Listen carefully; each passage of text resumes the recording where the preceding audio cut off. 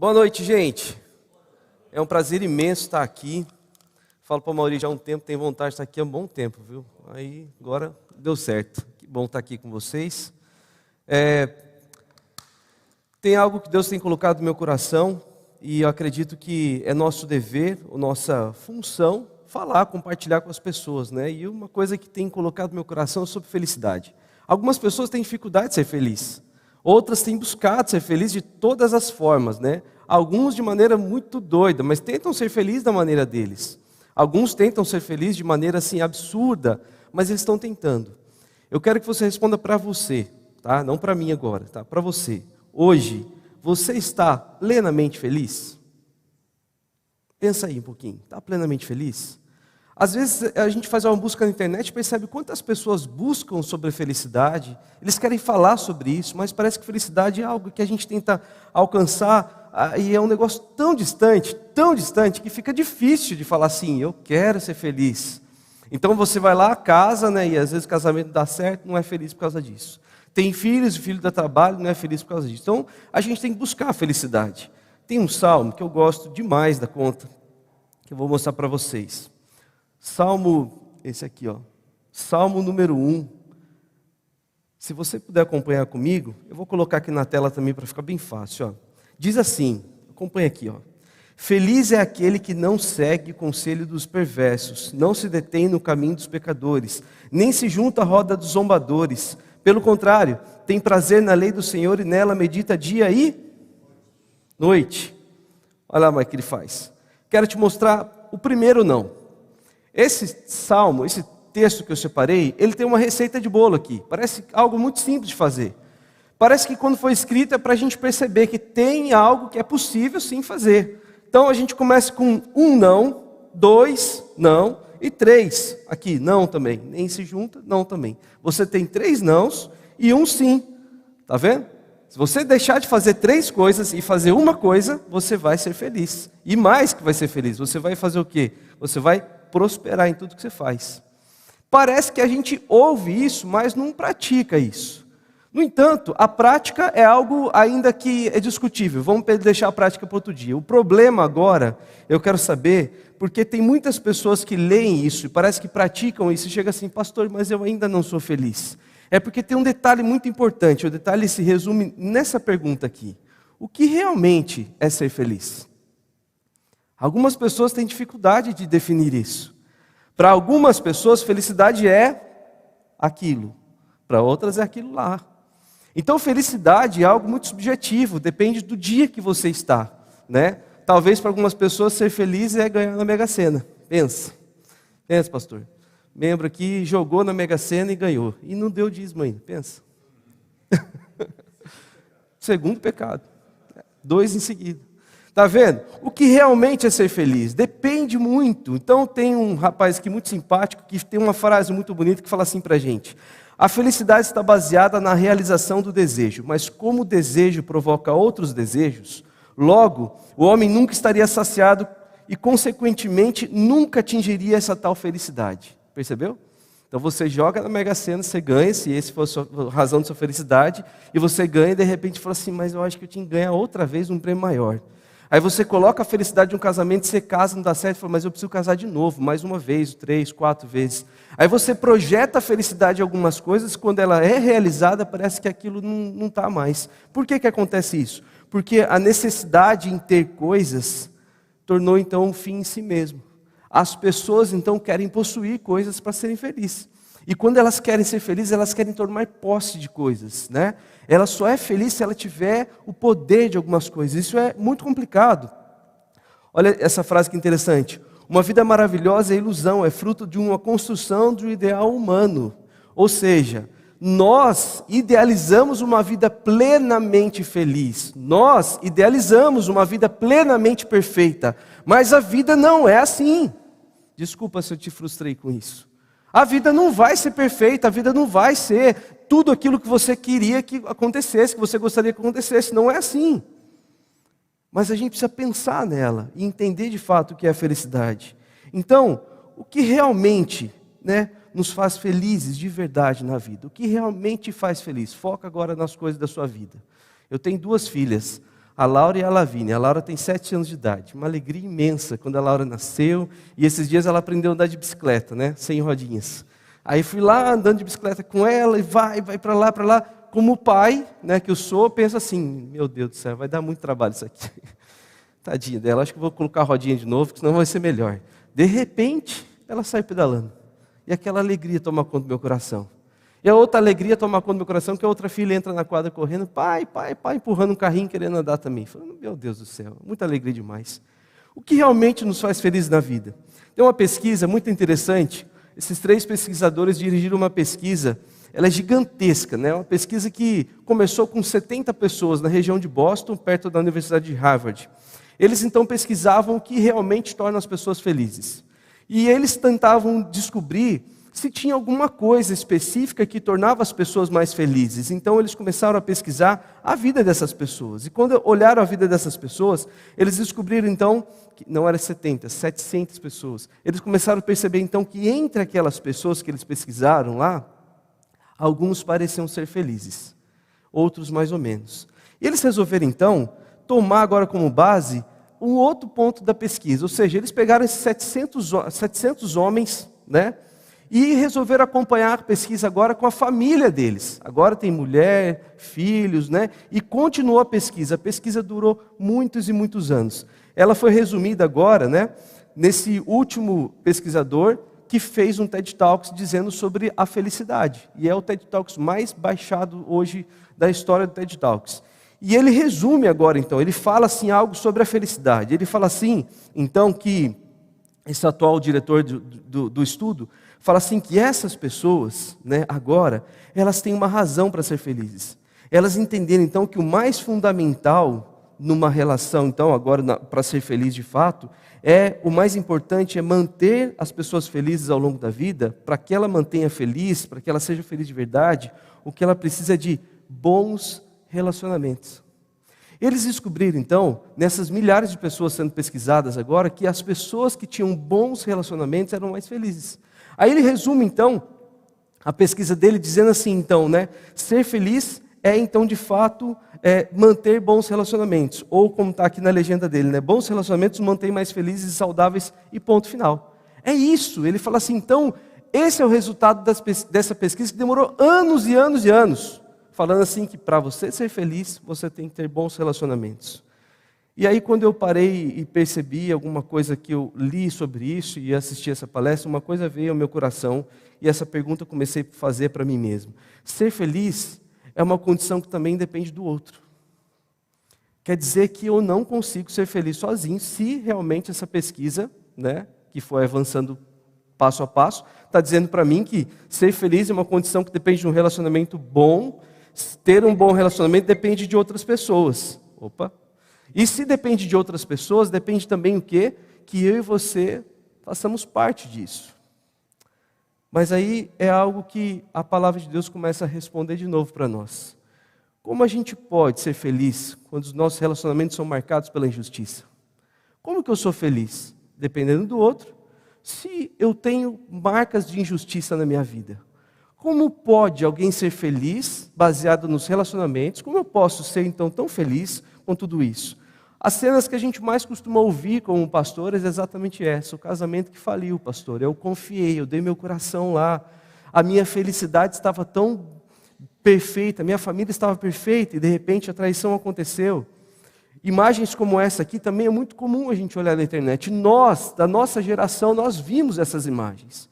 Elas passaram dos nossos olhos. A gente começou a perceber que ser feliz é uma condição que depende do outro, mas a nossa condição está marcada por algo muito ruim, que se chama pecado. E agora, por causa do pecado, eu não tenho bons relacionamentos, eu não tenho como conviver de maneira perfeita com isso.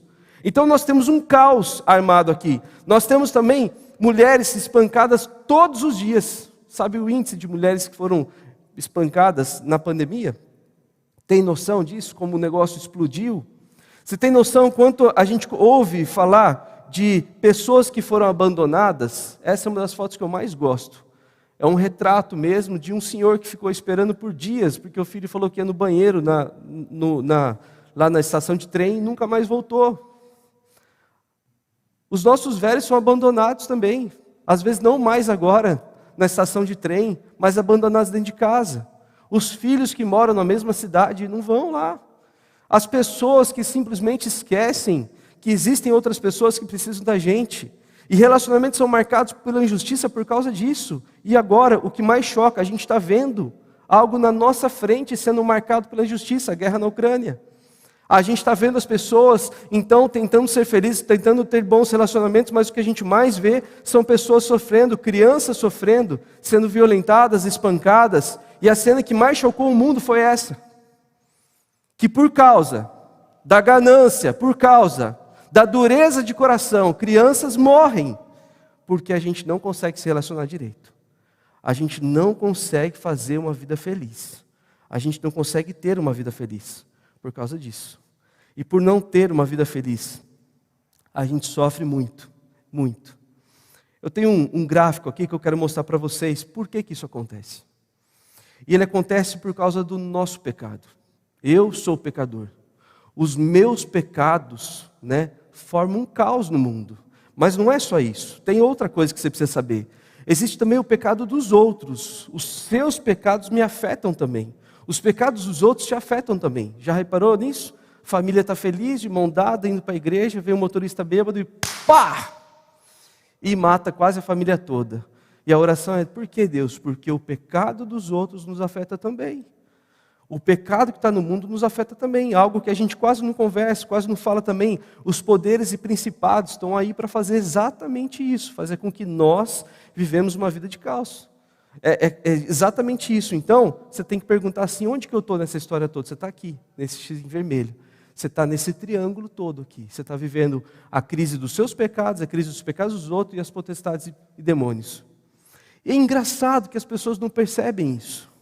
Mas é por isso que o mundo está assim. É por isso que é tão difícil ser feliz de verdade, plenamente. Eu tenho que te falar sobre cosmovisão.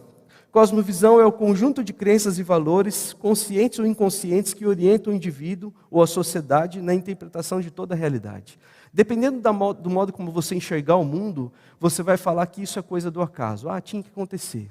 Dependendo como você enxergar o mundo, você vai então sempre olhar para o lado ruim das coisas. Dependendo como você enxergar o mundo, você vai perceber que essas coisas parecem que não têm valor nenhum. Mas sim, nós temos uma maneira de enxergar o mundo que se chama cosmovisão cristã. E a cosmovisão cristã, ela aponta passos diferentes para a gente disso. O que ela aponta para a gente? Ela aponta esse gráfico bem bonitinho que eu aprendi com o Gorin.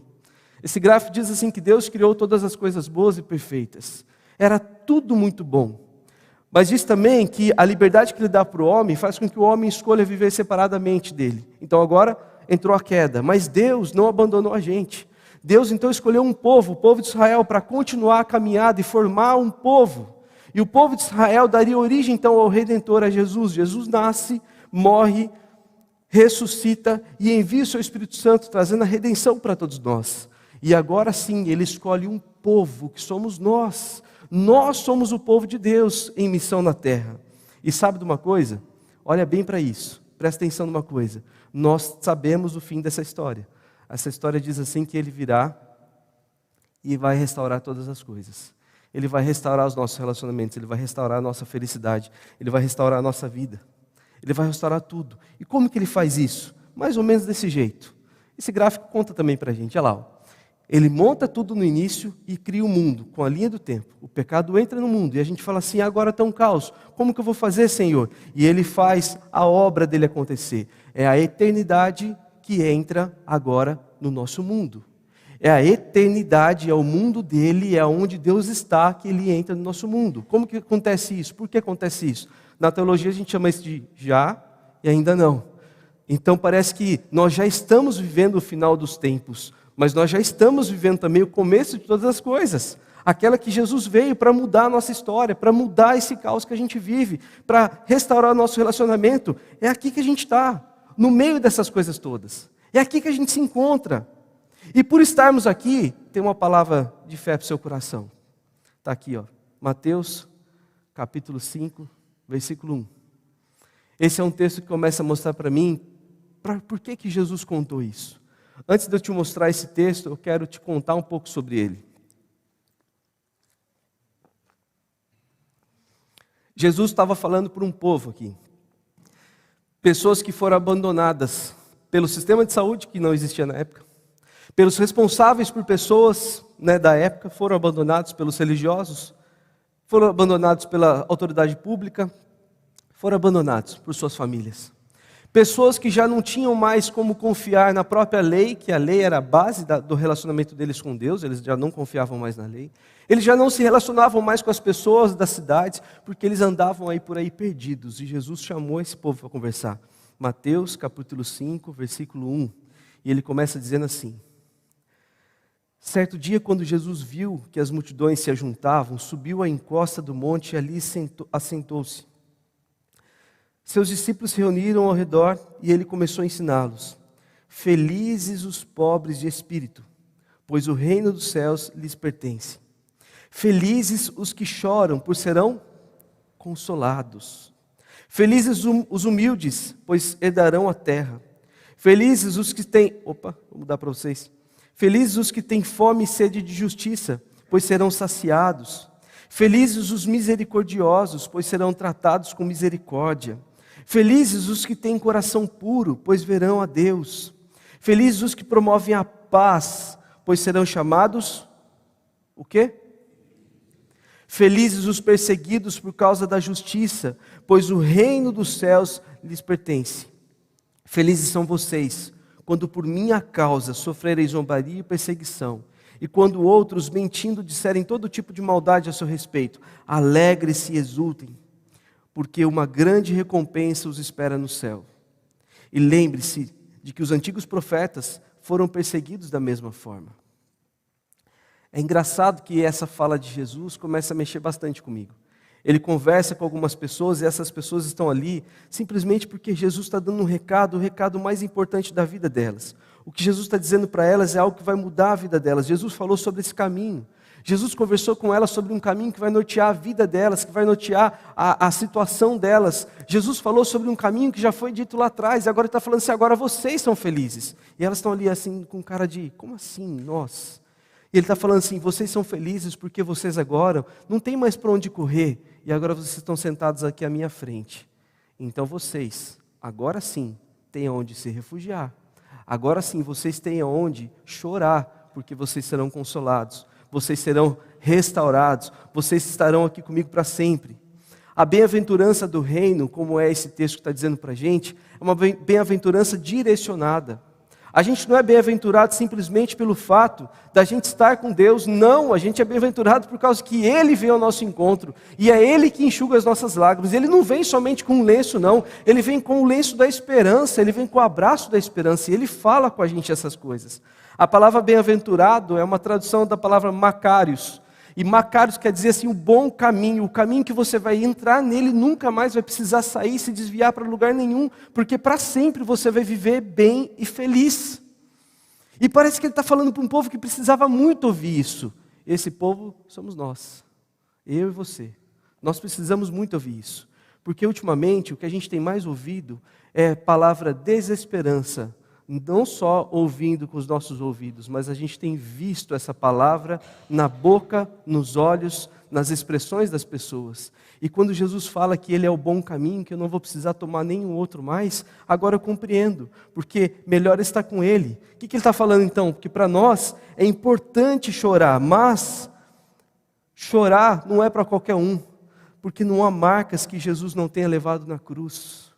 Todas aquelas marcas difíceis que a vida nos deu, os relacionamentos quebrados que nos deram, essas marcas todas Ele levou na cruz, e é por causa dEle que a gente tem esperança agora, é por causa daquilo que Ele fala, por causa daquilo que Ele viveu, é por causa daquilo que Ele mostrou, que agora eu tenho esperança, e eu posso viver essa esperança o tempo todo. Eu posso porque é Ele que me dá essa esperança. E mais, quando a gente fala daqueles que choram, os que choram de fato estão dispostos agora a serem abraçados e amparados por Jesus. A bem-aventurança não é para quem faz chorar, a bem-aventurança é para quem chora. E eu não sei se você sabe, é importante chorar para Jesus, porque quando você chora no contexto da bem-aventurança, significa que você confia no consolo dEle. Significa que você está colocando todo o seu coração, sua emoção, sua esperança nele. Então você não chora mais por qualquer coisa, você chora com aquele que tem poder de te resgatar. Eu vim aqui para te falar uma coisa hoje. Vim te falar que a casa da felicidade é projetada por Deus. Se você quer ter uma casa feliz, entenda que é Deus que projeta isso. É Deus que faz com que todos os detalhes dessa casa comecem a se juntar, a ser uma casa importante, a ser um lugar importante. E Ele faz isso com algo muito específico para mim, para você, para me lembrar de que é Ele que tem que construir a felicidade dentro da minha casa, não sou eu, não são as minhas expectativas nas coisas que eu conquisto. A minha felicidade não pode estar projetada no meu diploma que está na parede, na minha conta bancária, naquilo que eu estou vendo e fazendo ou construindo, porque a casa da felicidade é construída por Deus, ela é projetada por Deus. E mais, quando Ele fala dos pobres de espírito, os pobres de espírito precisam de fato estarem amparados de alguém, porque agora eles não têm mais amparo nenhum. Jesus, Ele caminhava com a multidão, em certo momento Ele multiplica o pão, Ele cura essas pessoas, Ele fala com elas. Mas o que Jesus está falando aqui em Mateus capítulo 5 é exatamente o seguinte para eles: olha, vocês que estão desesperançados, vocês agora encontraram o bom caminho, o caminho eterno para a vida de vocês. Sabe o que quer dizer isso para mim e para você? É que você não pode mais tentar trilhar o seu caminho. Você não precisa mais trilhar o caminho que você escolheu e projetou para a sua vida. Você pode projetar o caminho que o próprio Deus escolheu para mim e para você. Nesse caminho, ele é cercado de humildade e mansidão. Os humildes de coração, aqueles que são mansos de fato, eles não mais estão esperando uma briga, como a gente está vendo até na política hoje. Eles não precisam mais disso, a humildade é tanta que eles entendem que tem um rei acima deles, e eles se submetem a esse rei. Eles são tão mansos que eles deixam a causa deles de lado agora. Eles não querem mais brigar as guerras deles. Eles não querem mais ter agora os prazeres deles satisfeitos. Eles querem colocar de lado, para que os de Deus venham em primeiro lugar. Isso me ensina uma coisa. Me ensina que quando eu sou humilde e manso de coração, Jesus começa a curar as feridas que tem lá dentro de mim. Eu não preciso mais ter rancor, eu não preciso mais ser duro. Por quê? Porque a gente não pode deixar feridas abertas eternamente.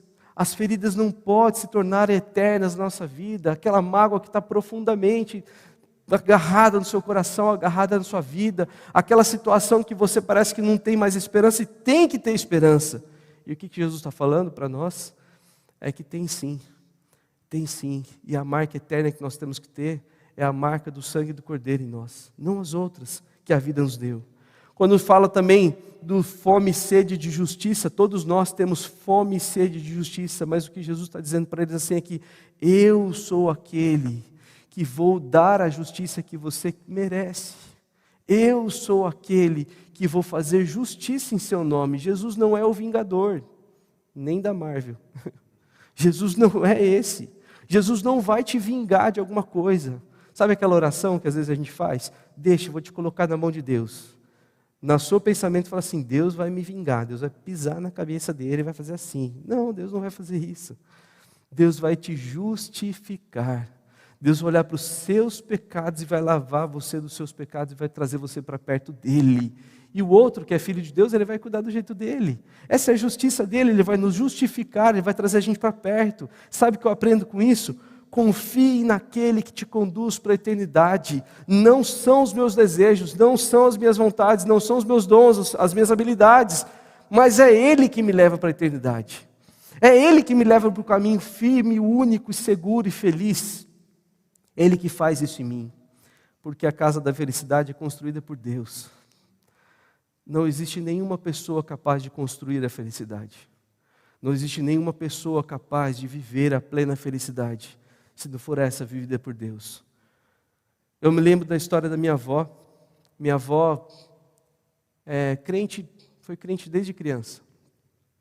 E quando eu era criança, eu ia para a escola, não querendo muito, ela colocava a mão na cabeça, que o Senhor te abençoe, que Deus faça a obra nesse menino. E eu não gostava da oração dela, avançava a cabeça, aquele negócio esquisito, e mandava embora para a escola. E por muito tempo eu via minha avó orando, e quando eu cresci eu ouvia as histórias dela. Ela sofreu muito na mão do meu avô, muito. As histórias diziam assim que ela teve poucos filhos, só 15, né? Depois resolveu parar. 15, falou, tá bom, já contribuí com a minha parcela no mundo, então 15 acho que está o suficiente. Ela teve 15 filhos e uma situação bem difícil. Às vezes meu avô chegava lá muito bravo e assim, irritado. Até hoje a gente sabe que ele tinha, né? Hoje ele tinha algum transtorno bipolar, alguma coisa do tipo, mas na época não era diagnosticado. Então ele chegava lá, virava as panelas no chão, assim. Aquelas crianças precisavam comer, minha avó pacientemente ia lá no chão, pegava aquilo que dava de comida, colocava dentro da panela de novo, para ajudar aqueles que ainda estavam lá. E ela sempre falou assim, a oração é o que move o coração das pessoas. Eu ouvi isso dela. Isso aconteceu, porque eu percebi que a gente não precisa ter dinheiro, a gente precisa ser famoso, a gente precisa fazer nada disso, porque a casa da felicidade, ela é construída por Deus. Ele constrói em nós. Aquela mulher simples, depois viajou o mundo, os filhos cresceram, né? Se tornaram profissionais, alguns moravam fora do país, e ela foi viajar, conhecer os lugares. E a gente olhava para ela e falava assim, olha, quem diria, né? Aquela senhorinha que passou tanta necessidade, que orava tanto, porque a casa da felicidade é construída por Deus. Não é construída por nós. Não é construída por aquilo que eu quero construir, é por Deus. Tem uma música do Leonardo Gonçalves que eu gosto muito. Talvez vocês saibam até tocar. Ela fala assim, um trecho dela, sou estrangeiro, mas compreendo que o eterno lar começa no momento em que vivo para te encontrar. Não foi uma indireta não, tá bom? Fica tranquilo. Mas eu fico pensando aqui, que quem não entende esse trecho dessa música, não entende nada de evangelho, não entende nada de vida cristã. A gente só se entende cristão quando a gente percebe que nós não somos parte desse lugar aqui. Nós somos parte daquilo que Deus está construindo para nós em outro lugar. Lembra do gráfico? Ele já entrou na história e agora eu vou morar com ele. Ele já está na história, eu faço parte da história, sou a igreja, ele me escolheu para viver com ele, ele me escolheu para ser parte daquilo que ele está fazendo, ele me escolheu para ser porta-voz de boas novas, ele me escolheu para anunciar às pessoas que existe uma maneira de ser feliz, sim, mas é necessário compreender o que é o evangelho, é necessário dar passos atrás, abandonar as convicções pessoais, as convicções filosóficas e abraçar o evangelho, compreendendo exatamente como que faz para ser feliz. E tem um trecho bíblico que para a gente resume bastante isso. E o sorriso desse velho, vocês vão ver, é muito bonito, não é? E fala assim, ó, aprendi a adaptar-me a toda e qualquer circunstância. Sei o que é passar necessidade e sei o que é ter fartura. Aprendi o segredo de viver contente em toda e qualquer situação, seja bem alimentado, seja com fome, tendo muito ou passando necessidade. Tudo posso... Diga. Tudo posso, não é em você, não é na expectativa que você faz do outro. Então, eu diria assim para você, que o estudo lá estava certo. Bons relacionamentos tornam a gente mais felizes por mais tempo. Mas é com quem você vai se relacionar? Se você se relacionar com Deus, você vai ser eternamente feliz. Porque a casa da felicidade é habitada por Deus. A sua casa vai ser habitada por Deus. A sua expectativa vai ser habitada por Deus. A sua esperança das coisas vai ser habitada por Deus. Se você de fato se relacionar com Ele, você vai perceber que realmente é possível ser feliz sim. Mas tira a expectativa daquilo que você está colocando. Abraça o Evangelho falando assim, Senhor, muito obrigado. Porque eu preciso ser feliz sim. E agora eu entendo que somente o Senhor pode fazer alguém feliz. Na minha vida como pastor, pouca, sou pastor desde 2014. Eu tenho visto as pessoas indo atrás da felicidade. Eles buscam de todas as maneiras. Eles buscam no dinheiro, na fama, no poder. E parece que eles não encontram lugar nenhum. De fato, não vão encontrar. Chega um momento que a busca fica tão interessante, tão desgastante, tão intensa, que eles voltam atrás e falam assim, por que eu não estou encontrando? Pastor, por que eu não estou encontrando? Um comerciante falou isso para mim. Parece que eu tenho tudo, minha família tem tudo, mas parece que me falta algo. Isso aqui é colocar a bola na cara do gol, pastor, né? Eu tenho tudo, mas me falta algo. Eu falei assim, então, meu amigo, o que está faltando para você é o tudo. Não é algo, é o tudo. Falta para você Jesus. Só Ele pode preencher isso. Só Ele pode falar assim, de fato você vai ser plenamente feliz. Não é o que eu tenho, não é o que eu possuo, mas é quem me possui que me deixa feliz. Deixa eu orar com vocês. Vamos fazer uma oração. aquele momento que a gente pode ter agora, para que Deus possa refazer as nossas expectativas, para que Deus possa refazer aquilo que às vezes a gente já perdeu um bom tempo buscando. Eu quero orar com você.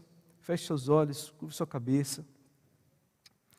E que esse seja o tempo de você falar com Jesus sobre a sua situação da felicidade.